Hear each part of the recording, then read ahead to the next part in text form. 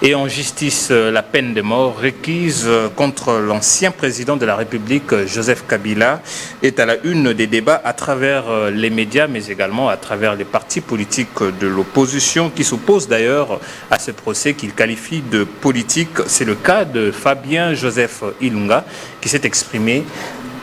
Passer à la haute cour militaire n'était pas un procès. C'était juste une messe de gens qui se sont décidés de se mettre ensemble. Fort malheureusement, ici au Katanga, particulièrement dans la ville de Lubumbashi, nous sommes sidérés d'observer que le régime Tshisekedi, depuis son accession à la tête de l'État congolais, a largement structuré son discours, son bilan, sa légitimité, voire même toute son action sur la critique constante contre Joseph Kabila Kabange, président honoraire de la République démocratique du Congo. Depuis 1960, c'est sous la gouvernance actuelle que les Congolais voient ressurgir de manière profonde les germes de séparatisme et d'exclusion, souvent exacerbés par une polarisation interne. Quant au réquisitoire, le procès intenté contre Joseph Kabila apparaît dès lors comme une persécution déguisée, alimentée par une haine inexplicable mais aux motivations claires. Éliminer un adversaire politique potentiel pour les futures échéances électorales de 2028. La contradiction portant sur la nationalité de Joseph Kabila Kabange